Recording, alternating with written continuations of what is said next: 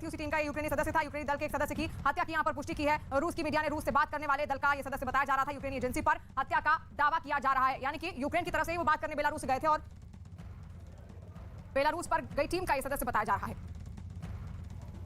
और इस वक्त की बड़ी खबर आपको बता दें, हर एक तस्वीर, हर एक खबर हम आप तक पहुंचा रहे हैं। और बड़ी खबर जंग के मैदान से सामने आ रही है, जिसमें यूक्रेन ने यह दावा किया है, यूक्रेन की तरफ से यह दावा किया जा रहा है कि बेलारूस जो उनकी टीम गई थी उनमें से एक सदस्य की हत्या कर दी गई है। मारे गए यूक्रेनी पर देशद्रोह का शक यहां पर जताया जा रहा है। तो किस तरह से यह बड़ी खबर सामने आ रहा है, रूसी मीडिया ने यह बहुत बड़ा दावा किया, यूक्रेनी दल के एक सदस्य की हत्या कर दी गई है। रूस से बात करने वाले दल का यह सदस्य था और अब यह कहा जा रहा है कि इस व्यक्ति की हत्या कर दी गई है। लेकिन कहा यह जा रहा है कि इसने रूस के दल से बातचीत की थी, देशद्रोह का शक जताया गया, जिसके बाद इस सदस्य की हत्या कर दी गई। रूसी मीडिया में यह बड़ा दावा यहां पर किया जा रहा है। तो यूक्रेन की तरफ से कई दावे किए गए हैं, रूस की तरफ से बड़े दावे किए गए हैं। इसी बीच एक बड़ी खबर सामने आई है, जिसमें रूसी मीडिया ने यहां पर बड़ा दावा किया है कि बेलारूस जो टीम बातचीत करने गई थी उनमें से एक व्यक्ति की हत्या कर दी गई है और शक जताया गया है देशद्रोह का, क्योंकि इस व्यक्ति ने रूस के साथ जो टीम आई थी उनके साथ बातचीत की थी। और यह रूसी मीडिया का बड़ा दावा यहां पर सामने आया है। और ये 10 तस्वीरें इस वक्त आप देखिए, क्योंकि 10 दिन हो चले हैं। 24 फरवरी को एक जंग शुरू हुई थी और महाजंग में अब ये पूरी की पूरी जंग तब्दील होती हुई दिख रही है। और 10 दिन की हर तस्वीर हम आपको दिखा रहे हैं, किस तरीके से भीषण तबाही वहां पर मची हुई है। सब कुछ तबाह हो चुका है और रूस के जो सैनिक है लगातार वो आगे बढ़ रहे हैं यूक्रेन की ओर। यूक्रेन के कीव पर कब्जा करने की उनकी मंशा है और ऐसे में तमाम बख्तरबंद टैंक्स और मिसाइल्स लगातार दागी जा रही है, ताकि भय पैदा हो, डर पैदा हो, खौफ पैदा हो, लोग वहां से भागें, पलायन करें और सब कुछ तहस नहस हो जाए। और रूस यूक्रेन युद्ध का आज 10वां दिन है। रूस ने यूक्रेन पर हमले तेज कर दिए हैं। खेरसोन, खार्किव और कीव समेत कई जगह रोजाना धमाके हो रहे हैं। इस बीच रूस ने ज़ेलेंस्की के पोलैंड भागने का दावा भी किया है। हालांकि यूक्रेन ने ज़ेलेंस्की के कीव में होने की बात कहकर रूस का दावा खारिज कर दिया है। वहीं यूक्रेन को नो फ्लाइंग जोन घोषित करने की मांग को नेटो ने खारिज कर दिया। लगातार हो रहे धमाकों से यूक्रेन में लोगों में दहशत है और युद्ध की दहशत के बीच एक तस्वीर आई जब तबाह हो चुकी इमारतों से एक सैनिक ने एक नन्ही जान को बाहर निकाला। तो 10 तस्वीरों के जरिए आप ये अंदाजा लगा सकते हैं कि आखिर इन 10 दिनों में क्या कुछ हुआ होगा यूक्रेन में। वहां के जो नागरिक होंगे उन्होंने क्या कुछ सहन किया होगा। सरकार ने अपने बिंदुओं को फोकस किया, देश की आंतरिक और बाह्य सुरक्षा को लेकर, देश की आस्था के सम्मान को लेकर, देश की इंफ्रास्ट्रक्चर डेवलपमेंट को लेकर के और गरीब कल्याणकारी योजनाओं का लाभ बिना भेदभाव के प्रत्येक नागरिक तक पहुंचाने का। देश का एजेंडा बदला है मोदी जी ने। जो जाति, मत, मजहब, क्षेत्र, भाषा और परिवार तक सीमित था, वह प्रधानमंत्री मोदी जी ने गांव, गरीब, किसान, नौजवान, महिलाएं और समाज के उन सभी उपेक्षित दबे कुचले तबकों तक पहुंचाने का काम किया जो आजादी के बाद शासन की योजनाओं से वंचित थे, जो विकास की प्रक्रिया में पिछड़ गए थे और जिन्हें सरकार के सहयोग और सहारे की आवश्यकता थी। उन सबको ये संबल देने का काम प्रधानमंत्री मोदी जी के नेतृत्व में हुआ। आज उसका परिणाम भी देखने को मिला। ये सच है, 2014 से 2017 के बीच, मार्च 17 के बीच प्रधानमंत्री मोदी जी के द्वारा प्रारंभ किए गए गरीब कल्याणकारी योजनाओं का और इंफ्रास्ट्रक्चर डेवलपमेंट के कार्यों को प्रदेश की तत्कालीन समाजवादी पार्टी की सरकार लागू करने में विफल रही, पूरी तरह विफल रही। लेकिन जब मार्च 2017 में भारतीय जनता पार्टी की सरकार प्रदेश में पदारूढ़ होती है, तो उस समय हम लोगों ने आकर के केंद्र सरकार की उन सभी योजनाओं को प्रदेश में लागू किया जो प्रदेश के 25 करोड़ लोगों के जीवन में व्यापक परिवर्तन का कारक बन सकती थी। याद करिए, हम लोग जब आए थे, हमारी सरकार ने पहले 3 फैसले लिए थे। अन्नदाता किसानों की ऋण माफी के, जिसमें 86 लाख किसानों का 36,000 करोड़ रुपए का कर्ज माफी का कार्यक्रम हुआ था। ट्रांसपेरेंस तरीके से पूरे देश के अंदर अपने आप में एक उदाहरण था। टेक्नोलॉजी का उपयोग करते हुए कैसे किसानों के जीवन में परिवर्तन लाया जा सकता है, यह कार्य किया गया। प्रदेश के अंदर अवैध बूचड़ खानों को बंद किया गया और बेटियों की सुरक्षा के लिए एंटी रोमियो स्क्वाड का गठन करके हर थाना क्षेत्र में इसको सक्रिय किया गया। अन्नदाता किसानों से अगर मैं इस योजना को प्रारंभ करूं, आज आप देख रहे होंगे अन्नदाता किसानों के लिए प्रधानमंत्री फसल बीमा योजना, एमएसपी की घोषणा 1967 में हुई, लेकिन वास्तविक रूप से अन्नदाता किसानों को उनकी उपज का 1.5 गुना दाम मिल जाए, यह प्रधानमंत्री मोदी जी ने 2017-18 में लागू कराया। उत्तर प्रदेश में प्रोक्यूरमेंट की पॉलिसी भारतीय जनता पार्टी की डबल इंजन सरकार लेके आई। किसान की उपज को खरीदने के लिए कोई बिचौलिया नहीं होगा, कोई आड़ती नहीं होगा, किसान को उसकी उपज का दाम सीधे मिले, यह भी भारतीय जनता पार्टी की डबल इंजन सरकार ने किया। किसान को अपनी फसल को और कई फसल अपने खेत में उगा सके, इसके लिए प्रधानमंत्री कृषि सिंचाई योजना का उपयोग किया गया। दशकों से लंबित बाण सागर परियोजना, अर्जुन सहायक परियोजना, सरयू नहर राष्ट्रीय परियोजना जैसी 1.5 दर्जन से अधिक परियोजनाओं को पूरा किया गया। 22 लाख हेक्टेयर से अधिक भूमि को सिंचाई की सुविधा प्रदेश के अंदर उपलब्ध करवाने का कार्य इस दौरान डबल इंजन सरकार ने किया। अन्नदाता किसानों को शासन की योजनाओं का भरपूर लाभ देते हुए उनके जीवन में परिवर्तन लाने का काम भारतीय जनता पार्टी की सरकार ने लिया और वर्तमान में 2,54,00,000 से अधिक किसान उत्तर प्रदेश के अंदर ऐसे हैं जो प्रधानमंत्री किसान सम्मान निधि का लाभ प्राप्त 6,000 रुपये सालाना प्राप्त कर रहे हैं। मित्रों, गन्ना किसानों का 1,62,600 करोड़ रुपए से अधिक का गन्ना मूल्य का भुगतान मात्र 5 वर्ष के अंदर भारतीय जनता पार्टी की डबल इंजन सरकार ने किया है। अगर इस पूरी राशि को आप 2004 से लेके 2003 से लेके 2017 के बीच सपा बसपा सपा की सरकार के कार्यकाल को देखेंगे, कितना गन्ना मूल्य का भुगतान इन पूरे 3 कार्यकाल में भी ये लोग नहीं कर पाए थे। कोरोना कालखंड में भी कोई चीनी मिल बंद नहीं हुई, सभी चीनी मिलें अपना काम करती रही, चलती रही, और जब तक गन्ना किसान के खेत में गन्ना है तब तक चीनी मिलें चलेंगी। उस संकल्प को सरकार ने लागू भी किया। मित्रों, अन्नदाता किसान वह किसान भी है, पशुपालक भी है। अवैध बूचड़खाने उनके सामने चुनौती थी। हमने आने के तत्काल बाद 2017 में अवैध बूचड़खाने बंद किए। हम ये भी जानते थे कि इसके कुछ साइड इफेक्ट होंगे और इसीलिए हम लोगों ने 2018-19 से हर जनपद में पर्याप्त मात्रा में गौ आश्रय स्थल खोलने प्रारंभ कर दिए थे। 9 लाख गौवंश वर्तमान में गौ आश्रय स्थल में है। 3 प्रकार की योजनाएं हमारी इस संबंध में चल रही हैं। एक, सरकार के संरक्षण में बेसहारा गौवंश के संरक्षण की योजना। दूसरी, सेवा सहायता योजना के अंतर्गत जो किसान बेसहारा गौवंश को अपने यहां ले जाकर के पालेगा, उसका पालन करेगा, पर गौवंश उसे 900 रुपए की राशि सरकार देती है। 4 गौवंश एक किसान एक पशुपालक को देने की हम छूट देते हैं। महायुद्ध के बीच में एक बड़ी खबर आपको बता दें, रूस यूक्रेन युद्ध का 10वां दिन है और यूक्रेन के 2 शहरों में सीजफायर इस वक्त हो गया है। रूस ने सीजफायर का ऐलान कर दिया है। यूक्रेन की सेना ने उन सभी गाड़ियों और टैंकों को जब्त कर लिया और फिर उनमें आग लगा दी गई। कुछ ही देर में टैंकों से आग की लपटें उठती दिखाई दी। यही नहीं, यूक्रेन की फौज ने जवाबी कार्रवाई का एक और वीडियो जारी किया जिसमें दावा किया कि उसने बस में सवार रूस के कई सैनिकों को पकड़ लिया है। सबूत के तौर पर कुछ तस्वीरें भी जारी की गई जिनमें कुछ सैनिक बंधक बने नजर आए। जवाबी हमलों के बीच बूचा शहर के मेयर ने रूस के जलते टैंकों के सामने खड़े होकर अपना वीडियो बनाया और उसे सोशल मीडिया पर शेयर करते हुए सेना और अपने नागरिकों का हौसला बढ़ाया। इसके साथ ही यूक्रेन ने यह दावा किया कि बीते 9 दिन से चल रही जंग में उसने रूस की सेना को काफी नुकसान पहुंचाया है। यूक्रेन की फौज ने इस पर एक रिपोर्ट भी जारी की जिसमें बताया गया कि इस जंग में अब तक 9,000 से ज्यादा रूसी सैनिक मारे जा चुके हैं। इसके साथ ही यूक्रेन की फौज ने यह जानकारी भी दी कि उसकी सेना ने रूस के 33 लड़ाकू विमानों को मार गिराया और यूक्रेन के जवाबी हमले में रूस के 37 हेलीकॉप्टरों को भी नुकसान पहुंचाया गया। दावा तो यह भी है कि उसने रूस के 251 टैंकों, 900 से ज्यादा गाड़ियों को बर्बाद कर दिया। वहीं रूस का रुख राजधानी कीव या उसके आसपास के शहरों पर ही नहीं सिमटने वाला। खबर है कि पुतिन ने अब यूक्रेन के पश्चिम पर अपनी पैनी नजरें गड़ा दी और कीव पर कब्जे के बाद रूस की हिट लिस्ट में यूक्रेन का अगला शहर होगा लवीव।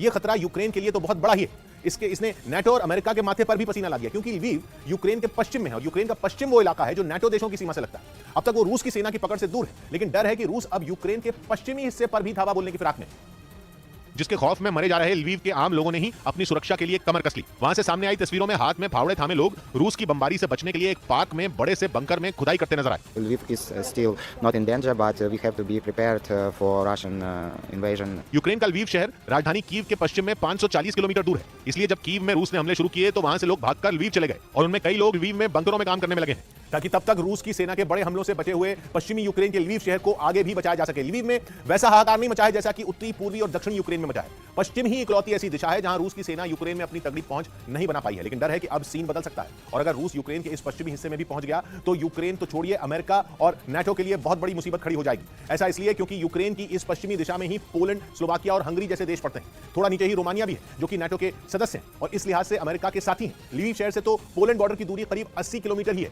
यहीं से तीसरे विश्व युद्ध की चिंगारी भड़क सकती है क्योंकि फिर रूस सिर्फ लवीव पर तो रुकेगा नहीं, वो वहां से यूक्रेन के दूसरे हिस्सों में आगे बढ़ेगा और देर सवेर यूक्रेन युद्ध की आंच नाटो और अमेरिका तक भी पहुंच जाएगी। लेकिन रूस की राह इतनी आसान भी नहीं होने वाली क्योंकि लवीव के बाहरी हिस्से में लोगों ने सड़कों पर मेटल के बैरिकेड और भारी भरकम मशीनें रख दी हैं ताकि रूस की सेना के टैंक आगे बढ़ ही ना पाए। वहीं दूसरी सड़कों पर रेत के बोरों की लंबी चौड़ी दीवार खड़ी कर दी गई है। लोग दिन रात इन रोड ब्लॉक्स की पहरेदारी कर रहे हैं और संदिग्ध गाड़ियों को शहर में घुसने नहीं दे रहे। खुद यूक्रेन की सेना ही लवीव में लोगों को रोड ब्लॉक बनाने में मदद कर रही है। उन्हें बता रही है कि बैरिकेड कहां बनाए जाएं, कैसे बनाया जाए और अगर ये सब काम नहीं आया तो दूसरा इंतजाम भी है। लवीव के लोगों ने पेट्रोल बम भी बनाने शुरू कर दिए।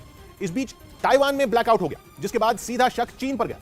ये अटकलें लगने लगी कि ब्लैकआउट कहीं चीन की साजिश तो नहीं। यूक्रेन युद्ध के बीच चीन और ताइवान की लड़ाई को हवा मिल गई है और यही वजह रही कि जैसे ही वहां से ब्लैकआउट की खबर आई, शक की सुई चीन की ओर घूम गई। अब इसे संयोग कहें या साजिश, क्योंकि ताइवान में बत्ती ठीक उस समय गुल हुई जब वहां की राष्ट्रपति शाई इंग वेन और अमेरिका के पूर्व विदेश मंत्री माइक पॉम्पियो की मुलाकात होने वाली थी। इस ब्लैकआउट के दौरान राष्ट्रपति के दफ्तर में तो बिजली की सप्लाई होती रही, लेकिन गौर करने वाली बात यह है कि इसकी वजह से शाई और पॉम्पियो की मुलाकात की होने वाली लाइव स्ट्रीमिंग रद्द करनी पड़ी।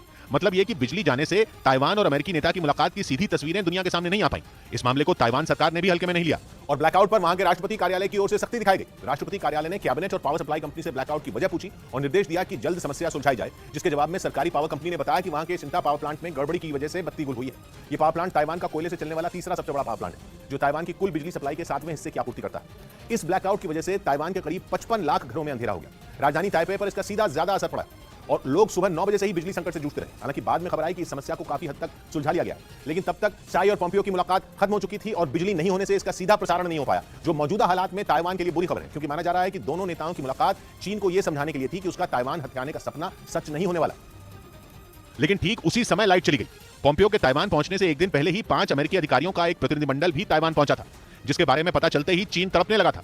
वो चीखने लगा था। बौखलाहट में उसने अमेरिका को यह धमकी तक दे डाली थी कि इसकी अमेरिका को भारी कीमत चुकानी पड़ेगी और इसीलिए ताइवान में ब्लैकआउट की वजह से पहले अंधेरे को युद्ध की आहट समझा जा रहा है।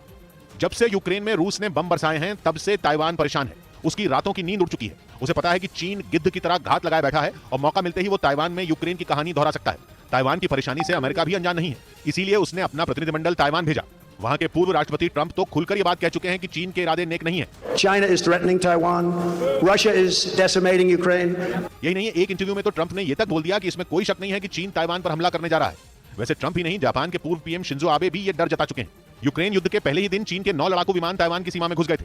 ये हरकत चीन 1 महीने में 12 बार कर चुका है। बेलारूस से चली रूस की सेना का यह सबसे बड़ा काफिला कीव के बेहद नजदीक पहुंच चुका है, जहां पिछले 9 दिन से भीषण जंग जारी है। रूस लगातार वहां मिसाइलों से हमले कर रहा है और रूसी मिसाइल के ऐसे ही हमले ने वहां एक इमारत को तबाह कर दिया। उसका एक हिस्सा टूटकर सड़क पर गिर गया, जबकि बाकी बची हुई इमारत में आग लग गई। वहां से निकले धुएं ने पूरे इलाके को अपनी चपेट में ले लिया। इस दौरान वहां पहुंचे दमकल कर्मियों ने आग बुझाने की कोशिश की, लेकिन वक्त के साथ आग और भड़कती गई, जो थोड़ी ही देर में पूरी इमारत में फैल गई। हालांकि बाद में बिल्डिंग में लगी आग को बुझा लिया गया। उधर रूस और यूक्रेन का युद्ध महायुद्ध में तब्दील होता दिख रहा है। रूसी सेना की ओर से बरस रहे बमों और मिसाइल हमलों ने यूक्रेन के कई शहरों की सूरत बिगाड़ कर रख दी, जिसकी एक तस्वीर राजधानी कीव से भी सामने आई। वहां रूसी सेना की मिसाइल के निशाने पर आई एक रिहायशी इमारत आग के गोले में तब्दील हो गई। वहां से काले धुएं के साथ आग की ऊंची ऊंची लपटें उठती दिखाई दी। इन हमलों के लिए वहां के लोगों ने रूस के राष्ट्रपति पुतिन को निशाने पर ले लिया। Я не вірю, що цей долбаний Путін піде на це. Повірте, десь в голові.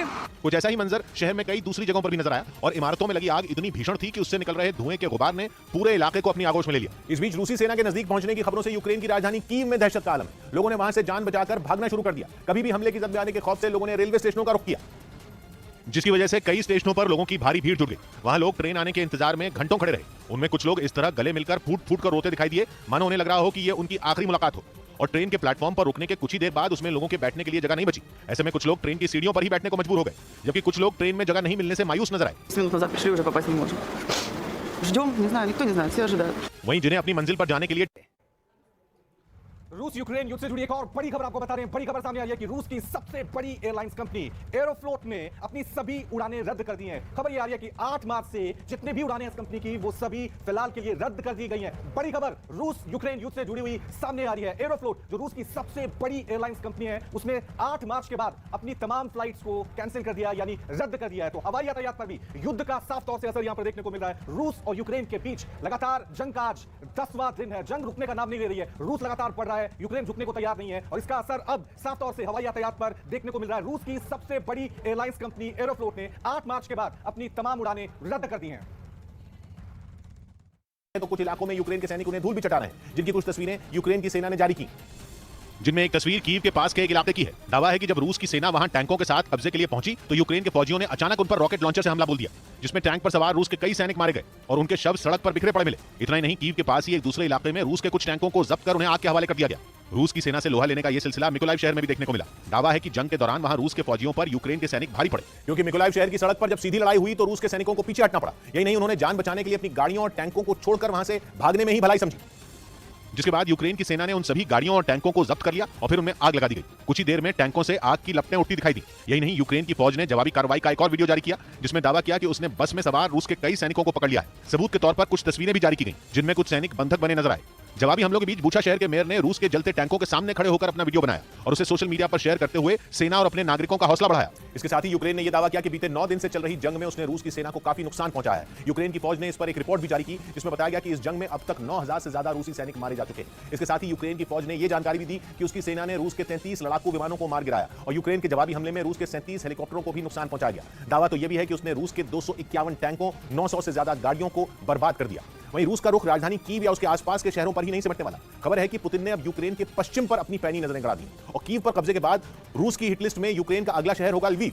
यह खतरा यूक्रेन के लिए तो बहुत बड़ा ही है। इसने नाटो और अमेरिका के माथे पर भी पसीना ला दिया क्योंकि लवीव यूक्रेन के पश्चिम में है और यूक्रेन का पश्चिम वो इलाका है जो नाटो देशों की सीमा से लगता है। अब तक वो रूस की सेना की पकड़ से दूर है, लेकिन डर है कि रूस अब यूक्रेन के पश्चिमी हिस्से पर भी धावा बोलने की फिराक में, जिसके खौफ में मरे जा रहे लवीव के आम लोगों ने ही अपनी सुरक्षा के लिए कमर कस ली। वहां से सामने आई तस्वीरों में हाथ में फावड़े थामे लोग रूस की बमबारी से बचने के लिए एक पार्क में बड़े से बंकर में खुदाई करते नजर आए। Lviv is still not in danger, but we have to be prepared for Russian invasion. Ukraine का लवीव शहर राजधानी कीव के पश्चिम में 540 किलोमीटर दूर है। इसलिए जब कीव में रूस ने हमले शुरू किए तो वहां से लोग भागकर लवीव चले गए और उनमें कई लोग लवीव में बंकरों में काम करने में लगे हैं ताकि तब तक रूस की सेना के बड़े हमलों से बचे हुए पश्चिमी यूक्रेन के लवीव शहर को आगे भी बचाया जा सके। लवीव में वैसा हाहाकार नहीं मचा है जैसा कि उत्तरी, पूर्वी और दक्षिणी यूक्रेन में मचा है। पश्चिम ही इकलौती ऐसी दिशा है जहां रूस की सेना यूक्रेन में अपनी तगड़ी पहुंच नहीं बना पाई है, लेकिन डर है कि अब सीन बदल सकता है और अगर रूस यूक्रेन के इस पश्चिमी हिस्से में भी पहुंच गया तो यूक्रेन तो छोड़िए, अमेरिका और नाटो के लिए बहुत बड़ी मुसीबत खड़ी हो जाएगी। ऐसा इसलिए क्योंकि यूक्रेन की इस पश्चिमी दिशा में ही पोलैंड, स्लोवाकिया और हंगरी जैसे देश पड़ते हैं। थोड़ा नीचे ही रोमानिया भी है जो कि नाटो के सदस्य हैं और इस लिहाज से अमेरिका के साथी हैं। लवीव शहर से तो पोलैंड बॉर्डर की दूरी करीब 80 किलोमीटर ही है। यहीं से तीसरे विश्व युद्ध की चिंगारी भड़क सकती है क्योंकि फिर रूस सिर्फ लवीव पर तो रुकेगा नहीं, वो वहां से यूक्रेन के दूसरे हिस्सों में आगे बढ़ेगा और देर सवेर यूक्रेन युद्ध की आंच नाटो और अमेरिका तक भी पहुंच जाएगी। लेकिन रूस की राह इतनी आसान भी नहीं होने वाली क्योंकि लवीव के बाहरी हिस्से में लोगों ने सड़कों पर मेटल के बैरिकेड और भारी भरकम मशीनें रख दी हैं ताकि रूस की सेना के टैंक आगे बढ़ ही ना पाए। वहीं दूसरी सड़कों पर रेत के बोरों की लंबी चौड़ी दीवार खड़ी कर दी गई है। लोग दिन रात इन रोड ब्लॉक्स की पहरेदारी कर रहे हैं और संदिग्ध गाड़ियों को शहर में घुसने नहीं दे रहे। खुद यूक्रेन की सेना ही लवीव में लोगों को रोड ब्लॉक बनाने में मदद कर रही है। उन्हें बता रही है कि बैरिकेड कहां बनाए जाएं, कैसे बनाया जाए और अगर ये सब काम नहीं आया तो दूसरा इंतजाम ये है। लवीव के लोगों ने पेट्रोल बम भी बनाने शुरू कर दिए हैं। इस बीच ताइवान में ब्लैकआउट हो गया जिसके बाद सीधा शक चीन पर गया। ये अटकलें लगने लगी कि ब्लैकआउट कहीं चीन की साजिश तो नहीं। यूक्रेन युद्ध के बीच चीन और ताइवान की लड़ाई को हवा मिल गई है और यही वजह रही कि जैसे ही वहां से ब्लैकआउट की खबर आई, शक की सुई चीन की ओर घूम गई। अब इसे संयोग कहें या साजिश, क्योंकि ताइवान में बत्ती ठीक उस समय गुल हुई जब वहां की राष्ट्रपति शाई इंग-वेन और अमेरिका के पूर्व विदेश मंत्री माइक पॉम्पियो की मुलाकात होने वाली थी। इस ब्लैकआउट के दौरान राष्ट्रपति के दफ्तर में तो बिजली की सप्लाई होती रही, लेकिन गौर करने वाली बात यह है कि इसकी वजह से शाई और पॉम्पियो की मुलाकात की होने वाली लाइव स्ट्रीमिंग रद्द करनी पड़ी। मतलब यह कि बिजली जाने से ताइवान और अमेरिकी नेता की मुलाकात की सीधी तस्वीरें दुनिया के सामने नहीं आ पाई। इस मामले को ताइवान सरकार ने भी हल्के में नहीं लिया और ब्लैकआउट पर वहां के राष्ट्रपति कार्यालय की ओर से सख्ती दिखाई गई। राष्ट्रपति कार्यालय ने कैबिनेट और पावर सप्लाई कंपनी से ब्लैकआउट की वजह पूछी और निर्देश दिया कि जल्द समस्या सुलझाई जाए, जिसके जवाब में सरकारी पावर कंपनी ने बताया कि वहां के सिंटा पावर प्लांट में गड़बड़ी की वजह से बत्ती गुल हुई है। यह पावर प्लांट ताइवान का कोयले से चलने वाला तीसरा सबसे बड़ा पावर प्लांट है जो ताइवान की कुल बिजली सप्लाई के 7वें हिस्से की आपूर्ति करता है।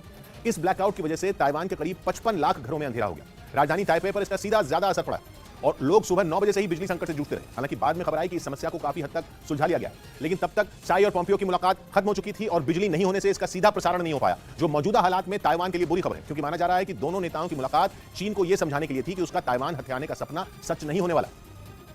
लेकिन ठीक उसी समय लाइट चली गई। पॉम्पियो के ताइवान पहुंचने से एक दिन पहले ही 5 अमेरिकी अधिकारियों का एक प्रतिनिधिमंडल भी ताइवान पहुंचा था, जिसके बारे में पता चलते ही चीन तड़पने लगा था।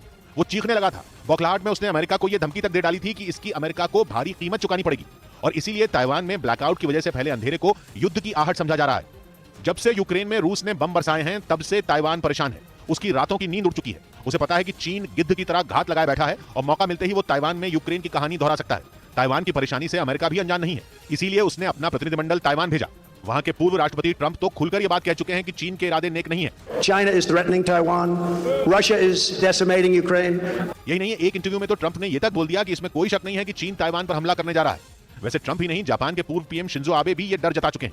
यूक्रेन युद्ध के पहले ही दिन चीन के 9 लड़ाकू विमान ताइवान की सीमा में घुस गए थे। ये हरकत चीन एक महीने में 12 बार कर चुका है। बेलारूस से चली रूस की सेना का यह सबसे बड़ा काफिला कीव के बेहद नजदीक पहुंच चुका है, जहां पिछले 9 दिन से भीषण जंग जारी है। रूस लगातार वहां मिसाइलों से हमले कर रहा है और रूसी मिसाइल के ऐसे ही हमले ने वहां एक इमारत को तबाह कर दिया। उसका एक हिस्सा टूटकर सड़क पर गिर गया, जबकि बाकी बची हुई इमारत में आग लग गई। वहां से निकले धुएं ने पूरे इलाके को अपनी चपेट में ले लिया। इस दौरान वहां पहुंचे दमकल कर्मियों ने आग बुझाने की कोशिश की, लेकिन वक्त के साथ आग और भड़कती गई, जो थोड़ी ही देर में पूरी इमारत में फैल गई। हालांकि बाद में बिल्डिंग में लगी आग को बुझा लिया गया। उधर रूस और यूक्रेन का युद्ध महायुद्ध में तब्दील होता दिख रहा है। रूसी सेना की ओर से बरस रहे बमों और मिसाइल हमलों ने यूक्रेन के कई शहरों की सूरत बिगाड़ कर रख दी। जिसकी एक तस्वीर राजधानी कीव से भी सामने आई। वहां रूसी सेना की मिसाइल के निशाने पर आई एक रिहायशी इमारत आग के गोले में तब्दील हो गई। वहां से काले धुएं के साथ आग की ऊंची ऊंची लपटें उठती दिखाई दी। इन हमलों के लिए वहां के लोगों ने रूस के राष्ट्रपति पुतिन को निशाने पर ले लिया। Я не вірю, що цей долбаний Путін піде на це. Повірте, ну, десь в голові. कुछ ऐसा ही मंजर शहर में कई दूसरी जगहों पर भी नजर आया और इमारतों में लगी आग इतनी भीषण थी कि उससे निकल रहे धुएं के गुबार ने पूरे इलाके को अपनी आगोश में ले लिया। इस बीच रूसी सेना के नजदीक पहुंचने की खबरों से यूक्रेन की राजधानी कीव में दहशत का आलम है। लोगों ने वहां से जान बचाकर भागना शुरू कर दिया। कभी भी हमले की जद में आने के खौफ से लोगों ने रेलवे स्टेशनों का रुख किया, जिसकी वजह से कई स्टेशनों पर लोगों की भारी भीड़ जुट गई। वहां लोग ट्रेन आने के इंतजार में घंटों खड़े रहे। उनमें कुछ लोग इस तरह गले मिलकर फूट फूट कर रोते दिखाई दिए, मानो उन्हें लग रहा हो कि यह उनकी आखिरी मुलाकात हो। और ट्रेन और इस वक्त की बड़ी खबर आपको बता दें, रूसी मीडिया का बहुत बड़ा दावा निकलकर सामने आया है, जहां पर उसने कहा है कि यूक्रेनी दल के एक सदस्य की हत्या कर दी गई है। बातचीत में शामिल था ये सदस्य जिसकी हत्या की गई है। यूक्रेनी एजेंसी पर